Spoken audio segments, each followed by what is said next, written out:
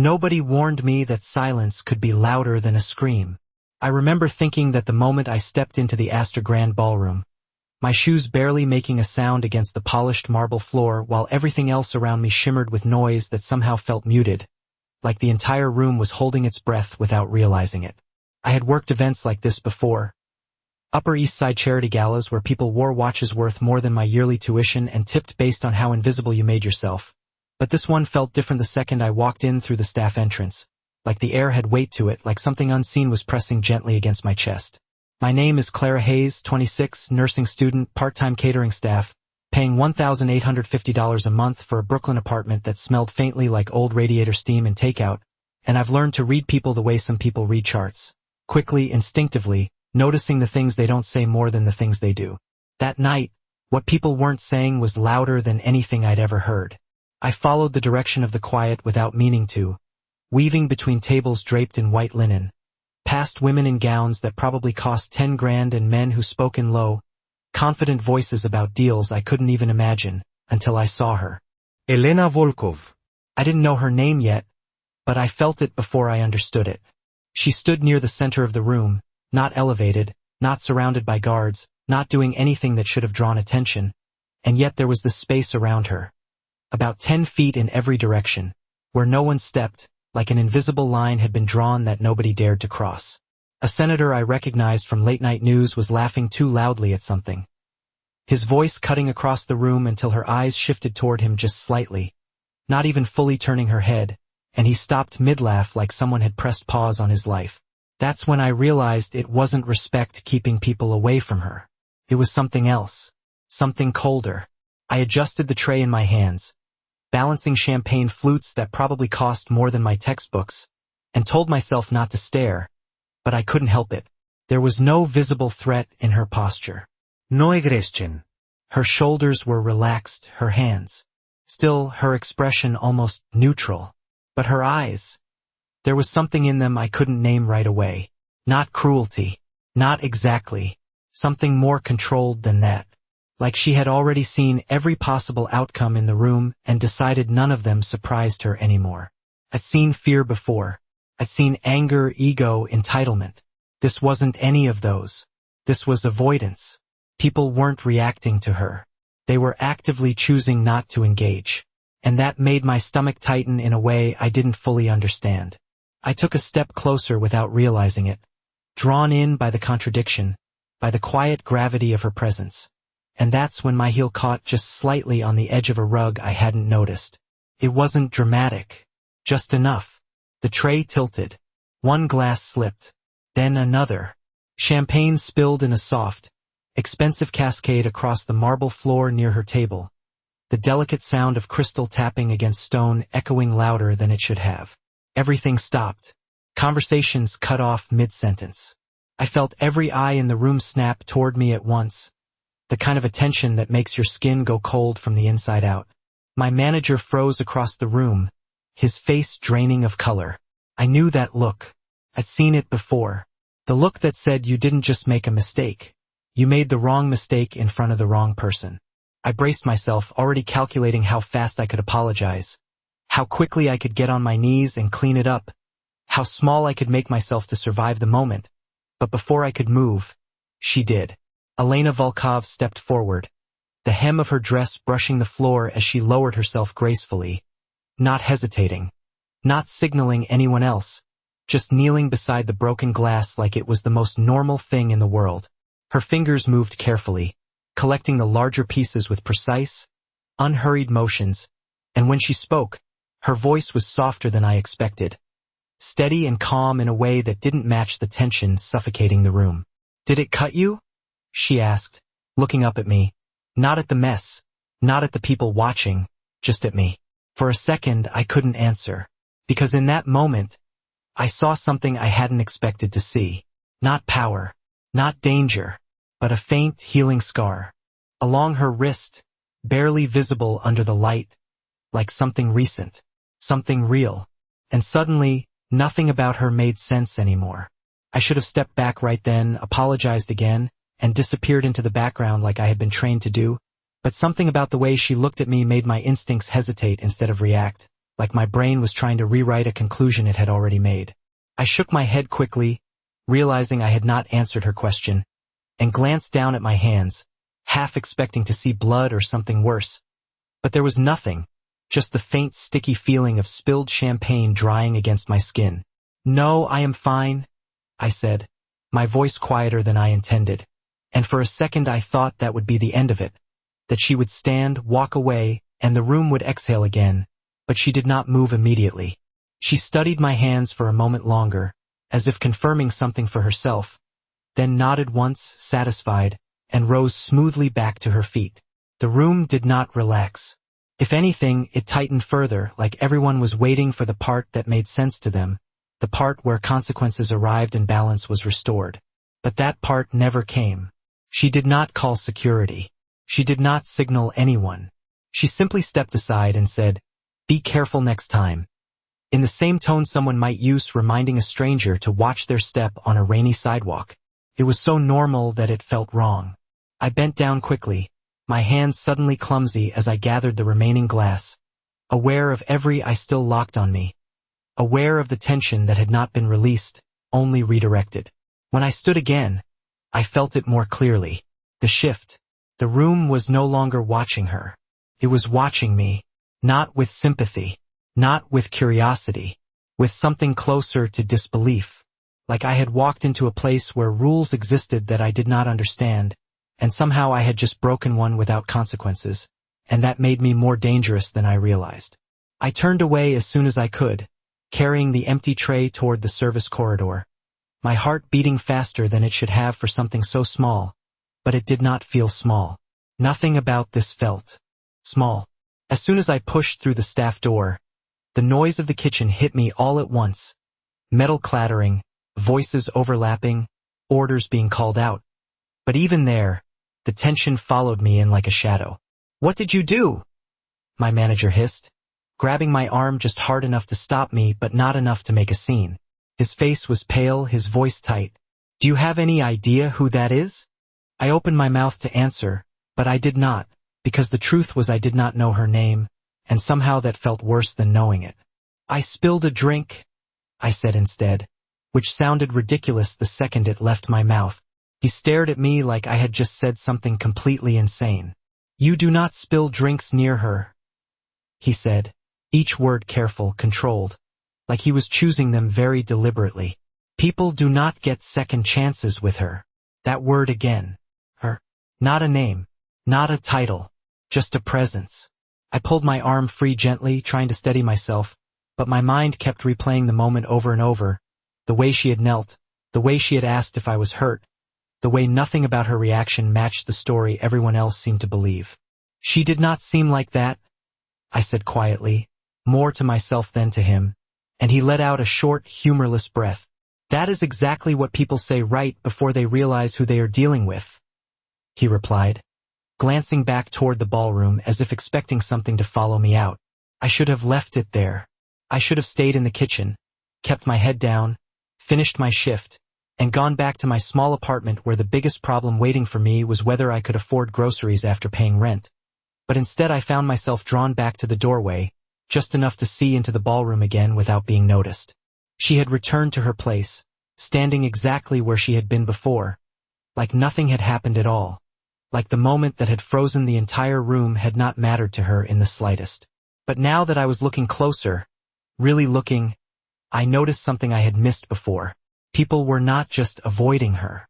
They were watching her without letting her see them watching, like she was the center of something they did not understand but were too afraid to approach.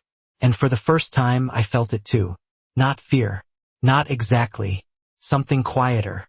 Something more unsettling. The feeling that I had just stepped into a story halfway through, and whatever came next was not going to be simple. I told myself I was only looking for a second, just enough to confirm that everything had gone back to normal, but the longer I stood there, half hidden behind the service door, the more I realized that normal did not exist in that room, not in the way I understood it. The music had resumed, soft and polished, conversations picked back up as if nothing had interrupted them. But there was a carefulness now, a subtle shift in posture and tone that felt rehearsed rather than natural, like everyone was playing their part a little more deliberately than before. I watched a man in a tailored navy suit approach Elena's table. His smile practiced, confident, the kind of man who probably negotiated million-dollar deals before breakfast. And for a moment I thought maybe I had imagined everything. Maybe she was just another powerful woman in a room full of them. But then I saw it happen again. He stopped just short of her space. Not close enough to greet her. Not far enough to ignore her. Just hovering. His smile flickered, barely noticeable, and instead of speaking to her, he turned slightly and addressed the man beside her instead. His body angled away in a way that looked polite if you were not paying attention, but obvious if you were. He was avoiding her without making it look like avoidance. And she let him. She did not acknowledge him. Did not react. Did not even shift her gaze. It was like she existed on a different layer than the rest of them, one they were aware of but refused to step into. I felt something tighten in my chest again, that same unsettled feeling from before, like I was missing a piece of information that everyone else already had.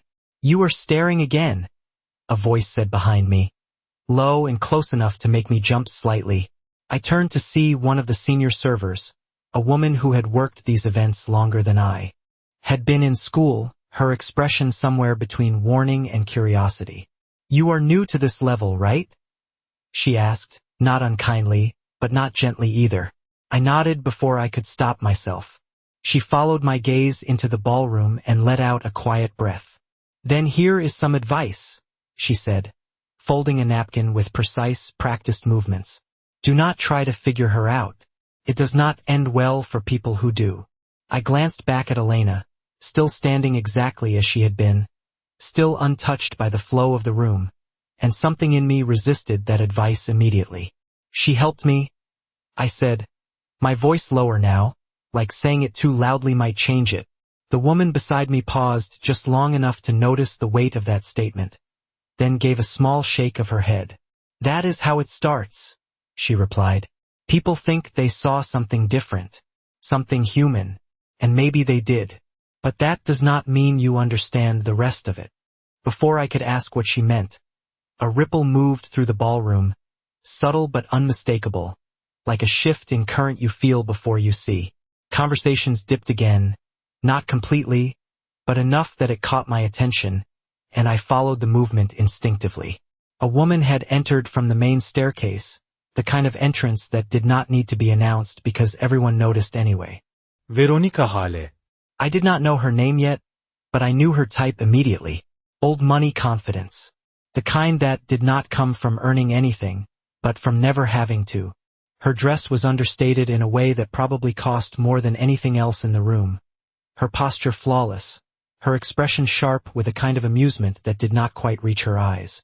People greeted her differently. Not with fear. With recognition. With familiarity.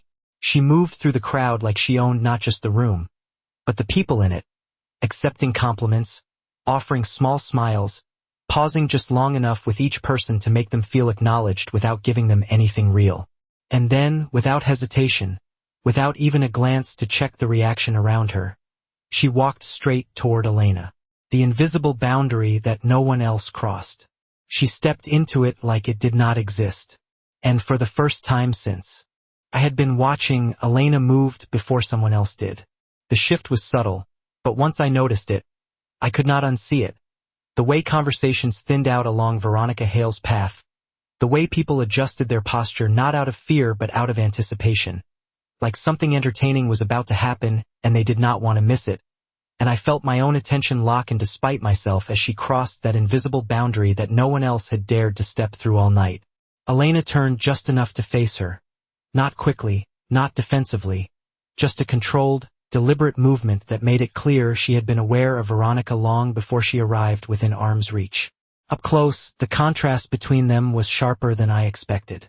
Veronica radiated presence, polished and deliberate, every expression calculated to be seen, while Elena seemed to exist in the opposite way, quieter, almost withdrawn, like she did not need to claim attention because it already belonged to her whether she asked for it or not. "Elena," Veronica said, her voice smooth and perfectly pitched for the room, not loud, but somehow carrying anyway, and for a moment I thought I detected something under it, something just slightly edged, like a compliment wrapped around a test. Elena inclined her head slightly in acknowledgement. Nothing more, and the pause that followed stretched just long enough to become uncomfortable. I realized then that this was not a greeting. This was a performance, and everyone in the room knew their role except me. Veronica's gaze shifted, drifting past Elena like she was already bored, and landed on the nearest staff, on me, and I felt it instantly, the difference in how she looked at people compared to how Elena did. Elena had looked at me like I existed. Veronica looked at me like I was part of the furniture that had accidentally moved out of place.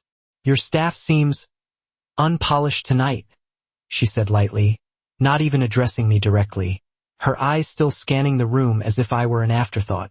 A few guests nearby gave small, polite laughs, the kind that agreed without committing, and I felt heat rise up the back of my neck before I could stop it.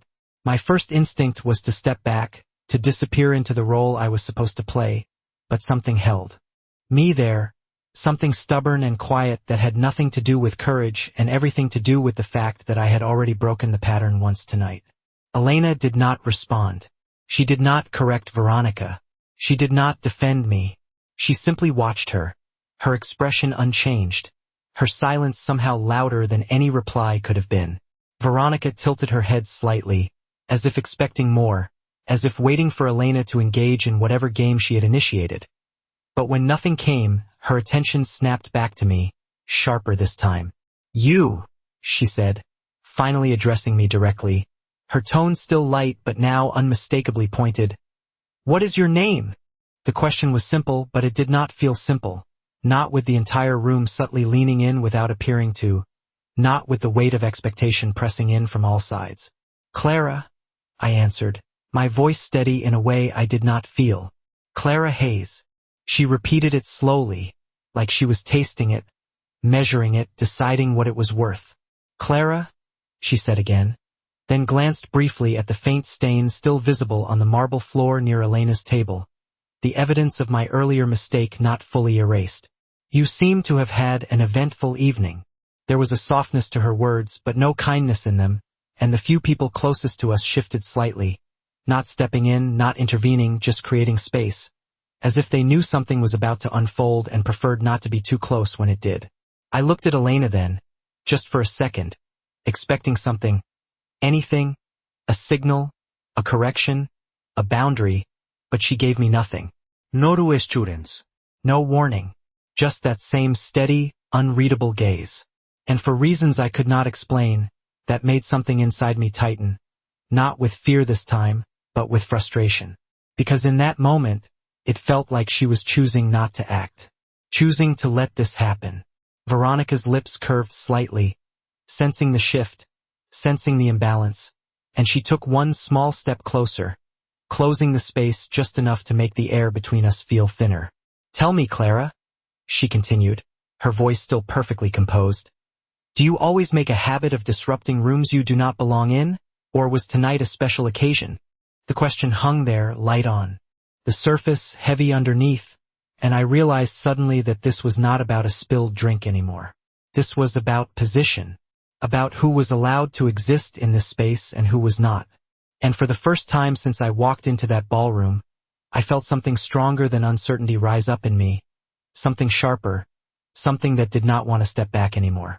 For a second, I said nothing, and that silence stretched just long enough for Veronica's smile to deepen, like she had already decided what I was going to be before I even spoke.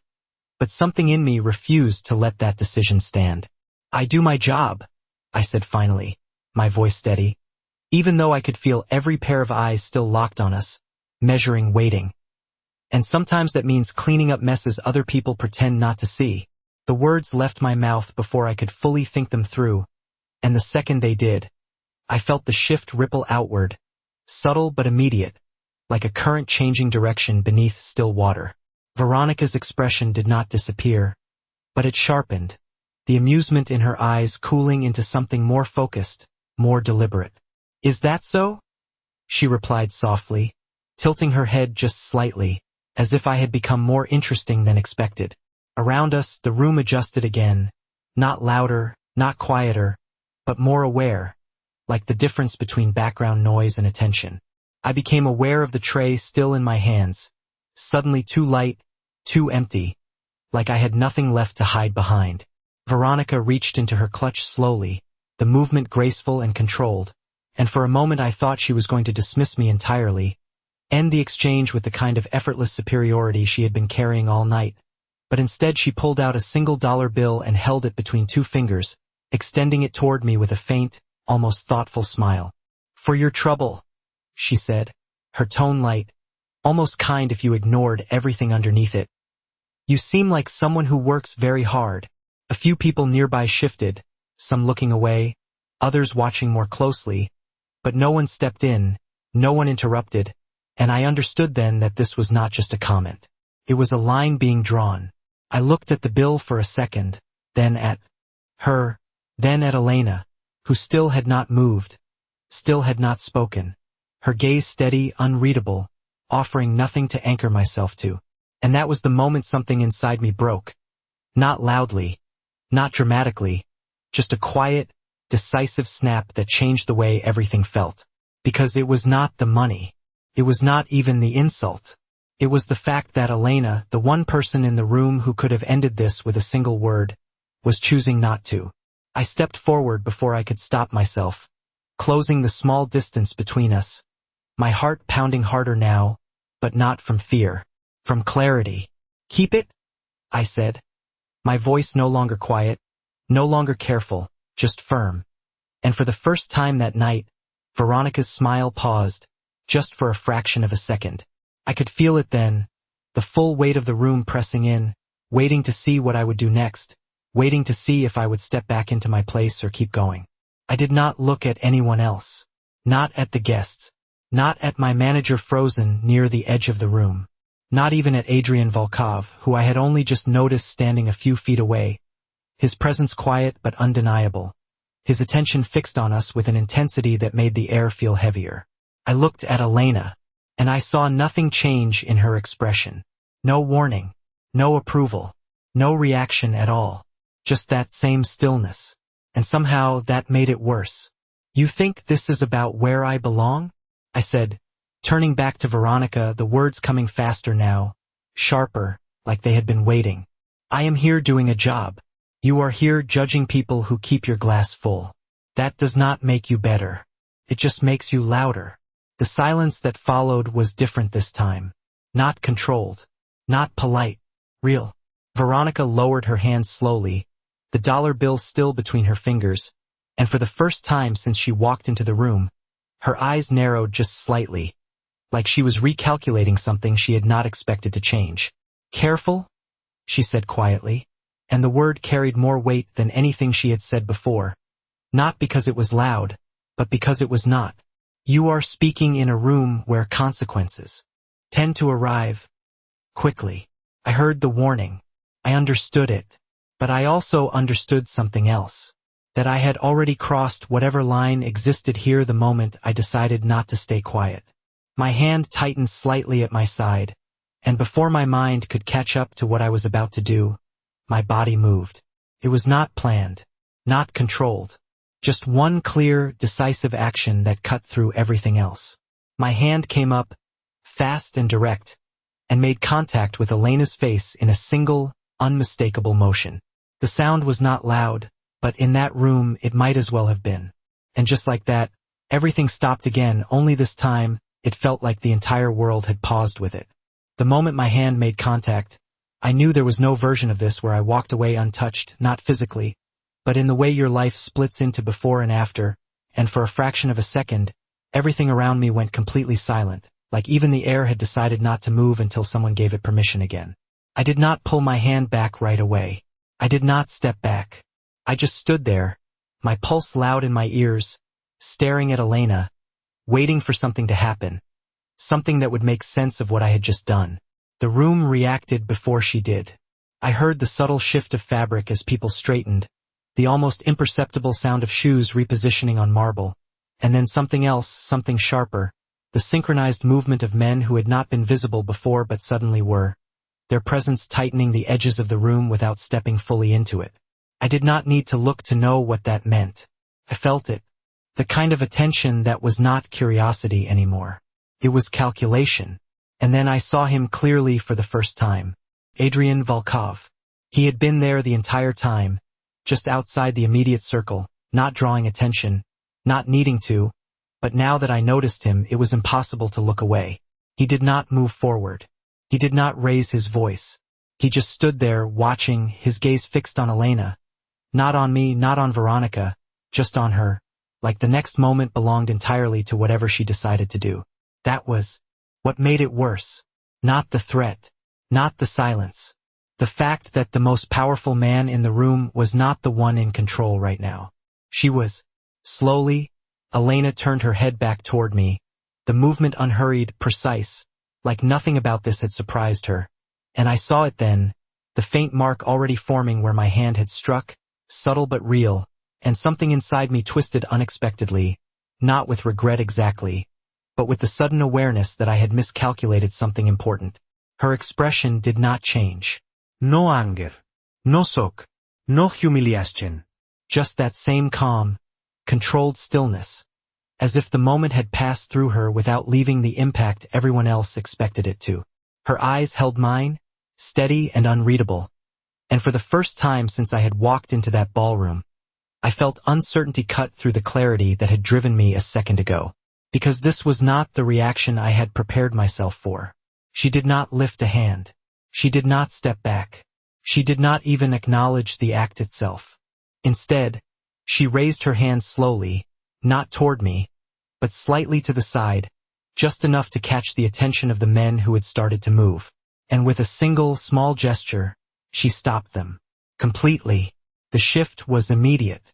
Whatever tension had been building toward action collapsed back into stillness. But this time it was different. This was not fear. This was obedience. Absolute and unquestioned. No one touches her, Elena said, her voice calm, even, carrying just enough to reach the edges of the room without needing to rise. It was the first time she had spoken with authority, and the difference was unmistakable. Not louder, not harsher, just final. The words landed heavier than anything else that had happened that night, because they did not just stop what could have happened next, they rewrote what everyone thought should have happened. I felt it in the way people shifted again, in the way the room recalibrated, trying to understand a reaction that did not fit the story they had built around her. Veronica was the first to move, stepping back half a pace, her expression no longer amused, no longer fully controlled, something sharper flickering through her eyes before she smoothed it over again. But it was too late. The balance had changed, and I was standing at the center of it, not as the person who had disrupted the room, but as the one she had chosen to protect. That realization hit me harder than anything else, because it did not make sense. Not with what I had done, not with who she was supposed to be. My voice felt smaller when I finally found it again. Why? I asked before I could stop myself, the question slipping out without permission, without calculation, just raw and honest in a way that felt almost out of place in a room built on control. Elena did not answer right away. She studied me for a second longer, her gaze searching, not for weakness, not for apology, but for something else entirely, something I could not name. And then, just as quietly as before, she said, "Because you still think this was about her." And in that moment, I realized I did not understand anything at all. Her words did not land all at once. They settled slowly, like something heavy sinking through water, and I stood there trying to catch up to a meaning that kept shifting just out of reach. Because you still think this was about her. I replayed it in my head over and over, but every version led me back to the same place, to Veronica, to the insult, to the moment that pushed me forward, and yet the way Elena said it made it sound like I had been reacting to something else entirely without realizing it. The room was still watching, but not the way it had been before. The tension had changed shape. It was no longer waiting for punishment. It was waiting for explanation, for context, for something that would restore the version of reality everyone understood. But Elena did not offer that to them. She stepped back instead, just one small movement that broke the direct line between us, and turned slightly toward Adrian as if acknowledging something unspoken between them. He did not nod. He did not speak. But something passed between them anyway, Something subtle and precise that made it clear they had already moved on to the next step while the rest of us were still trying to understand the last one. "Bring her upstairs," Elena said, not looking at anyone in particular, and immediately, without hesitation, 2 men appeared, at the edge of my vision again, their presence controlled, measured, not aggressive but undeniable. They did not grab me. They did not force me. They simply waited, and somehow that felt more final than anything else could have. I hesitated for a second, my instincts catching up, telling me that whatever came next would not be something I could predict. But then I glanced at Elena again, searching for something in her expression that might tell me whether I should resist, whether I should argue, whether I should run, and I found nothing. Not indifference, not cruelty, just intention. And for reasons I could not explain, I moved.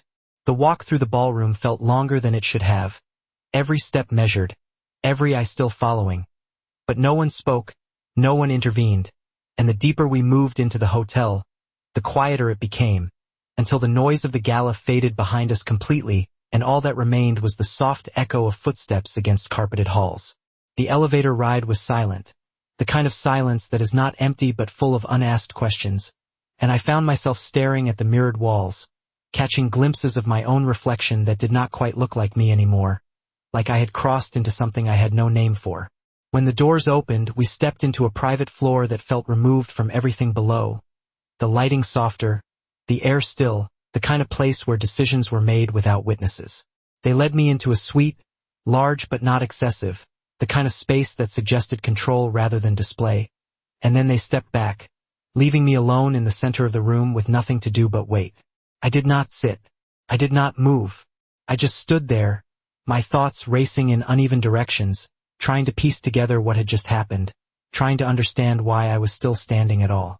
Minutes passed, or maybe seconds, I could not tell, before the door opened again. Elena entered alone. No guards. No audience. Just her. She closed the door behind her with a soft, controlled motion, then walked past me without hesitation, removing her heels as she crossed the room, setting them aside with deliberate care before sitting down across from me like this was a conversation she had already decided to have. For a moment, neither of us spoke. The silence here felt different than the silence downstairs. Not heavy, not threatening, just focused. She looked at me again, the same steady gaze, but now without the weight of an entire room behind it, and somehow that made it harder to hold. "Why did you do it?" she asked finally, her voice calm, not accusatory, not curious in the way I expected, but precise, like the answer mattered in a way I had not considered yet. I opened my mouth to respond, to give her the version that made sense, the one I had built in my head, but the words did not come out the way I planned. "Because you let it happen?" I said instead, the truth slipping through before I could reshape it, and for the first time something in her expression shifted, just slightly, not enough for anyone else to notice, but enough for me to see that whatever this was, it was not over. Not even close. I expected her to argue, to correct me, to explain why I was wrong in a way that would make everything fall neatly back into place. But she did not do any of that, and that unsettled me more than if she had. Instead, Elena leaned back slightly in her chair, her posture relaxed but intentional, like she had been waiting for that exact answer and now needed a second to decide what to do with it. Her eyes did not leave mine, and for the first time since I met her, I noticed something new there, not softness, not weakness, but something closer to recognition, like she had seen this pattern before, like she understood the path that had led me to that moment even if I did not. "You think I allowed it?" she said quietly, not as a question, but as a statement, and I felt my shoulders tighten slightly, because the way she said it made it sound incomplete, like there was a second half I was missing. "You stood there," I replied, my voice steadier now, the adrenaline from earlier settling into something more controlled. "And you let her talk like that. You let her treat people like they were nothing. You could have stopped it." The words felt justified when I said them, but even as they left my mouth, I could hear the edge in them, the assumption that I understood more than I actually did. Elena did not interrupt. She did not defend herself. She simply listened, and that alone made me more aware of every word I chose next. "And when you did not," I continued, quieter now, It made it look like you agreed with her. The silence that followed was not empty. It was measured. Elena's gaze shifted slightly, not away from me, but through me, like she was placing my words into a larger framework I could not see yet. Then she leaned forward just enough to rest her elbows lightly on her knees, closing the distance between us in a way that felt more focused than confrontational. "Do you know how many people were watching that moment?" she asked, her voice still calm, but sharper now, not louder, just more precise.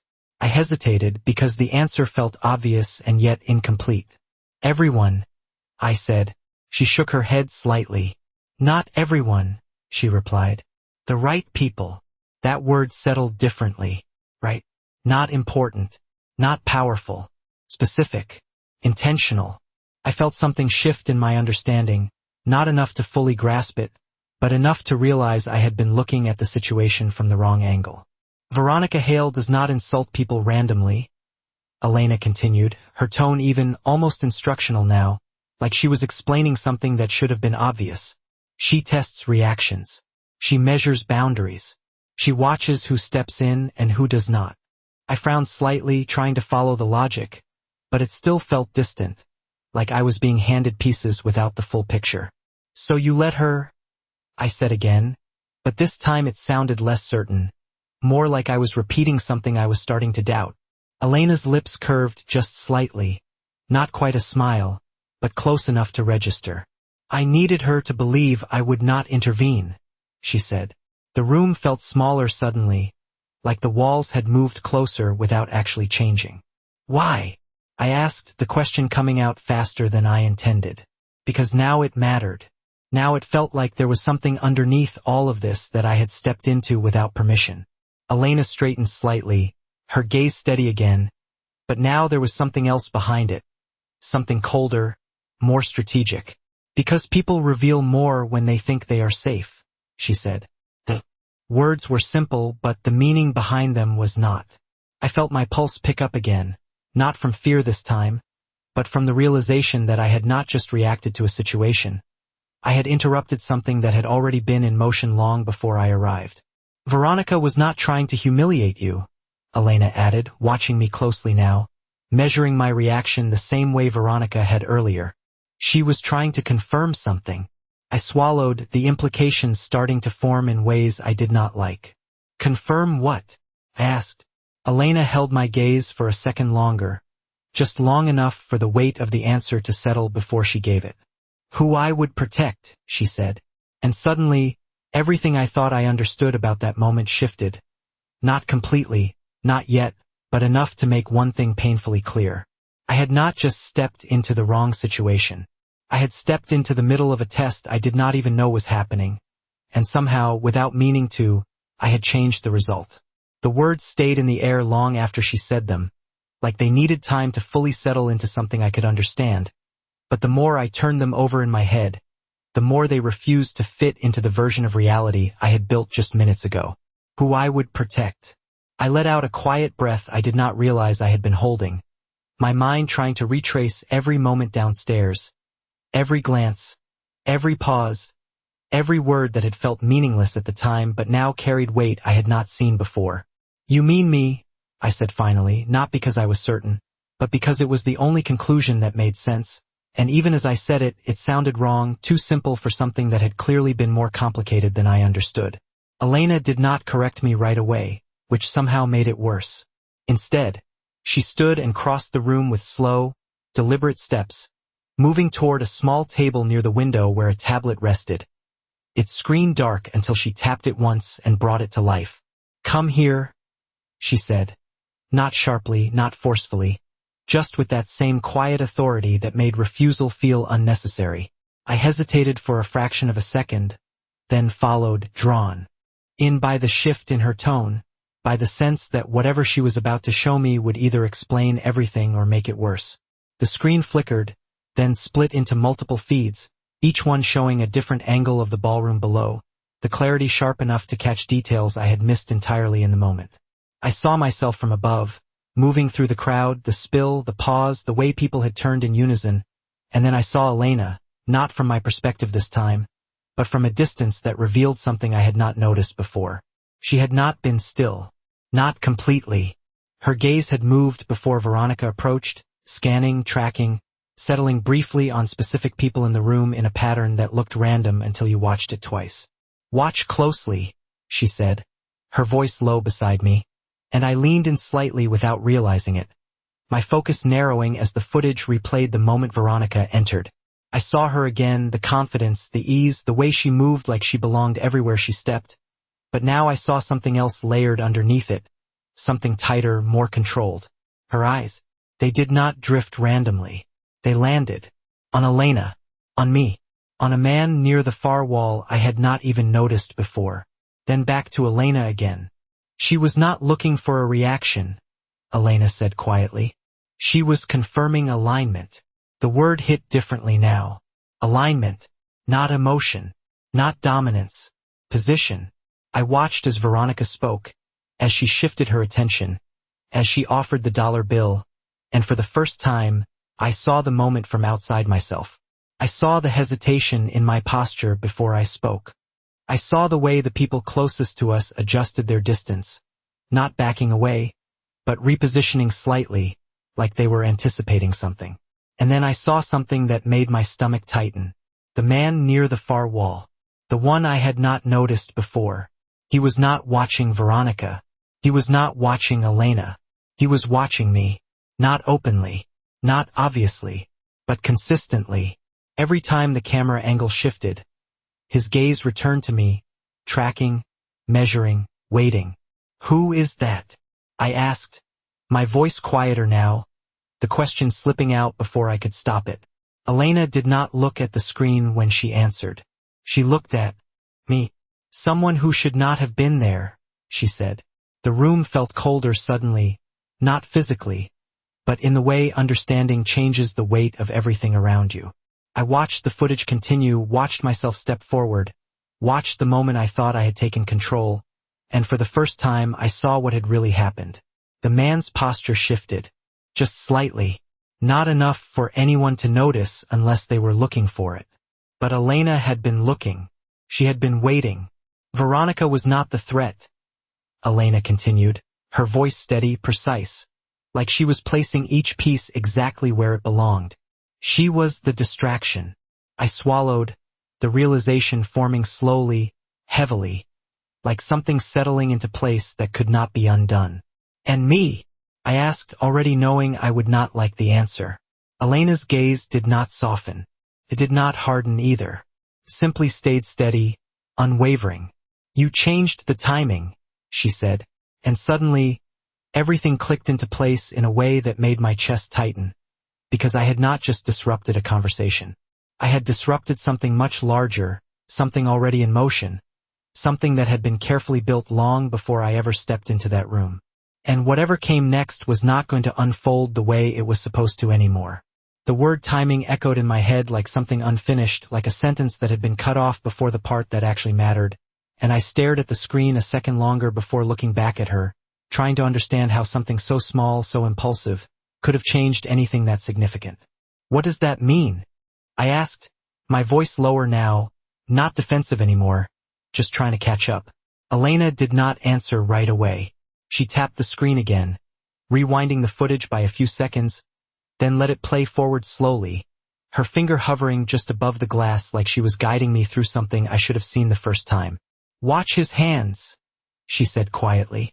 I focused where she indicated, on the man near the far wall, and at first I saw nothing different, just the same composed posture, the same neutral expression. But then, just as Veronica extended the dollar bill, just as I stepped forward, his right hand shifted slightly, not reaching, not grabbing, just adjusting position near his jacket in a way that looked casual if you were not paying attention. But now I was paying attention, and once I saw it, I could not unsee it. "He was waiting," I said, the realization forming slowly, piece by piece. Elena nodded once. "For confirmation," she replied. The room felt smaller again, like the air had thinned in a way that made it harder to breathe evenly. "From Veronica?" I asked, still trying to map the connections. "From me," Elena said. That answer landed heavier than anything else had so far. I turned back to the screen, watching the moment again, but now with a different understanding, and everything shifted. Veronica was not just insulting me. She was provoking a reaction from Elena, testing whether she would step in, whether she would break the pattern, whether she would reveal a boundary. And the man near the wall was not just watching randomly. He was waiting for that signal. If I had done nothing, I said slowly, thinking it through out loud, he would have. I did not finish the sentence because I did not need to. Elena finished it for me. He would have acted on the assumption that I was disengaged, she said, her tone calm, factual, like she was explaining something already decided. I felt a chill run through me, not from fear, but from the weight of understanding settling into place. And because I stepped in, I said, my voice quieter now, everything shifted. Elena turned off the screen then, the room falling back into its soft, controlled lighting, the absence of the footage somehow making the reality feel more immediate instead of less. You did not just step in, she corrected gently. You forced a reaction that was not part of the sequence. The word sequence made it sound planned, structured, like everything that had happened downstairs had been part of something larger, something deliberate. So what happens now? I asked, and this time, I did not try to hide the uncertainty in my voice, because whatever this was, I was no longer outside of it. Elena studied me for a moment, not evaluating, not judging, just measuring, like she was deciding how much I needed to know and how much I could handle. Now, she said slowly, he knows I am paying attention. That sounded like a good thing, but the way she said, it made it clear it was not that simple. And that is a problem? I asked. Elena did not answer immediately. She walked past me toward the window, looking out over the city lights below, her reflection faint in the glass. It means he will adjust, she said finally. People like him do not stop. They adapt. I followed her gaze instinctively, though there was nothing to see outside that could explain what she meant, just the steady glow of Manhattan stretching out in every direction. And Veronica?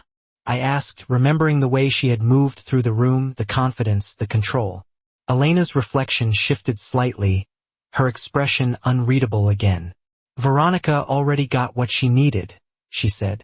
She confirmed that I protect what does not belong to me. The words settled in a way that made my chest tighten again, because I understood now that this had never been about me as a person. It had been about what I represented in that moment. A variable, an unknown, a test. I let out a slow breath, trying to process all of it. But the more I understood, the more one question kept pushing to the surface, refusing to stay buried. Then why did you still stop them? I asked, turning back to her, the confusion returning, sharper now that everything else had been clarified. If I disrupted your plan, if I made things worse, why did you protect me? Elena did not turn right away.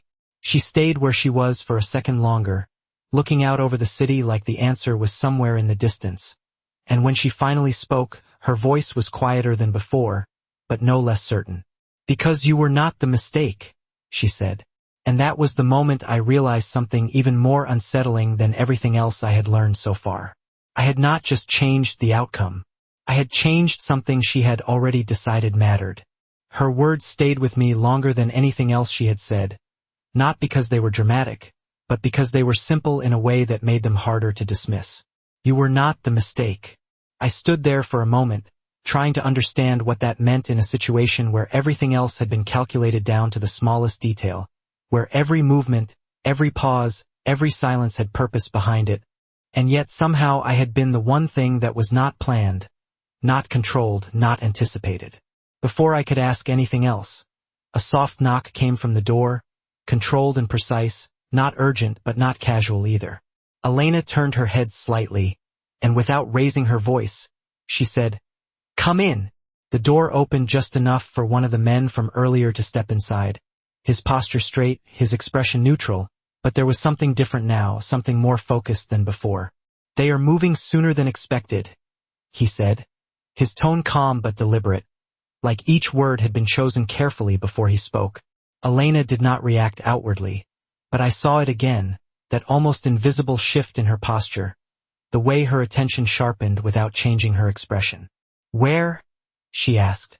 Lower level corridor, he replied. Near the service exit. My stomach tightened slightly at that, because I knew exactly where that was. I had walked through that corridor less than an hour ago, balancing trays and trying not to draw attention to myself, never realizing that the same space could mean something entirely different depending on who was looking at it.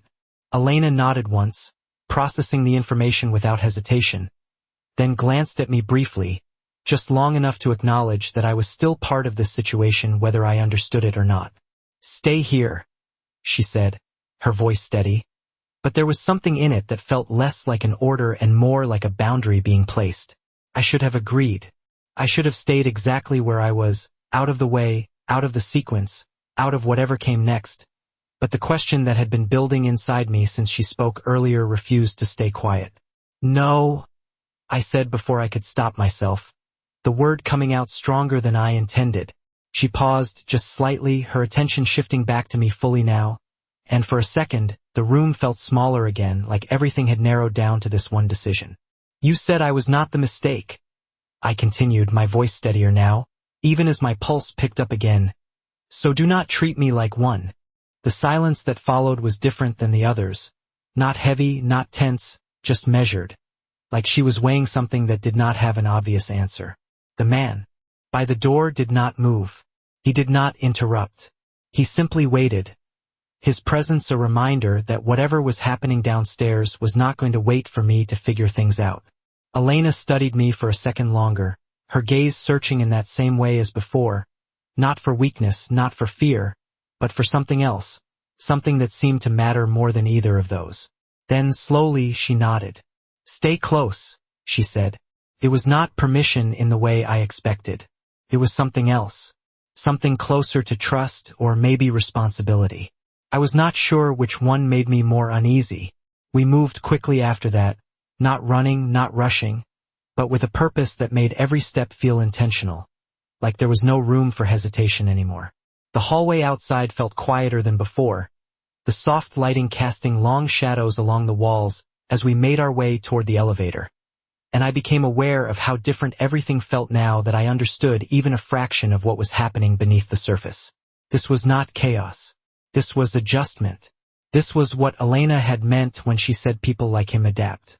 As we stepped into the elevator, I caught my reflection again in the mirrored wall. But this time, I did not see the same person who had walked into the ballroom earlier that night. I saw someone who had crossed into something they did not fully understand yet, but could not step back out of either. The doors slid open onto the lower level, and the air felt different immediately, cooler, quieter, the distant sounds of the gala above reduced to a faint echo that no longer felt connected to where we were standing. Elena did not hesitate. She stepped forward first, her movements precise, controlled, like she already knew exactly where to go, and I followed just a half step behind, close enough to see what she saw, but still trying to understand how I had gone from serving drinks to standing in the middle of something that felt far more complicated than I had ever expected. And for the first time since all of this started, I realized something that settled deeper than anything else had so far. This was not over. It had only just begun. The lower-level corridor felt nothing like the ballroom above, and that contrast settled into me immediately, not as fear, but as awareness, the kind that makes every sound sharper and every movement more deliberate. The polished marble was gone, replaced by muted carpet and service doors spaced evenly along the walls, each one identical, each one unremarkable unless you knew what to look for. Elena slowed slightly as we turned the corner, not stopping, just adjusting her pace in a way that made me do the same without thinking, and I realized she was listening more than she was looking. Not for noise, but for absence. For anything that did not belong. I followed her gaze down the corridor, trying to see what she saw, but at first, everything looked normal, quiet, controlled, empty in a way that should have been reassuring. And then I noticed it. A door that was not fully closed. Just slightly off its frame, barely noticeable unless you were paying attention. The thin line of light cutting into the hallway like something unfinished. Elena did not point it out. She did not need to. She changed direction by a fraction, angling her path just enough that we would pass by it without approaching directly, and I understood then that this was not about confrontation. It was about confirmation. We moved past the door in silence, her pace steady, her posture unchanged, but I could feel the shift in her attention, the way it narrowed and sharpened without becoming obvious. As we reached the end of the corridor, she stopped, not abruptly, but with intention, turning slightly so she could see both directions at once. I stayed close, just as she had told me, my pulse steady but elevated, my focus locked on the same details she seemed to be tracking. The air felt still, but not empty anymore, like something had already moved through it. "He is here," Elena said quietly, not as a guess, not as a warning, just as a fact already confirmed. I glanced back toward the door, my mind connecting the pieces faster now, but still not fast enough to feel ahead of what was happening. "The one from the ballroom," I said, more to ground myself than to ask. Elena nodded once, her eyes still scanning, not rushing, not reacting, just adjusting to the new sequence. "He is not alone," she added, and that made something tighten in my chest again, not panic, but the understanding that whatever this was, it was larger than a single person. For a moment, nothing happened. No sudden movement, no sound, just that same controlled stillness, stretched thin enough that it felt like it could break if anything shifted the wrong way. And then Elena moved, not toward the door, not toward the center of the corridor. She stepped slightly to the side, placing herself in a position that changed the angle of the hallway in a way I did not immediately understand, and then she reached for my arm. Not roughly, not urgently, just firm enough to guide me half a step to the left. It was a small adjustment, barely noticeable, but the moment it happened, I felt it. The difference. The way my line of sight shifted. The way the space behind me opened differently. "Stay here," she said again, her voice low. But this time there was something else in it. Something more precise. Like she was placing me exactly where I needed to be. I did not argue. I did not question it. Because for the first time since all of this began, I understood something clearly. Every movement she made had a reason. And then it happened. Not loudly. Not dramatically. Just a subtle shift from behind the door we had passed. The faint sound of movement that would have gone unnoticed in any other moment. But here, now, it stood out immediately. I felt my body tense instinctively, my focus snapping back toward the source. But Elena did not move. She did not react the way I expected. She stayed exactly where she was, her posture unchanged, her gaze steady, as if she had already accounted for this moment before it happened. And that was when I realized something that settled deeper than anything else had so far. She was not reacting to the situation. She was guiding it. The door opened just slightly more, not enough to reveal everything, just enough to confirm presence, and I felt my breath catch for a second before I forced it steady again. I did not know what would happen next. I did not know how this would end. But I knew one thing with absolute certainty. I was no longer standing in the wrong place at the wrong time. I was standing exactly where she needed me to be.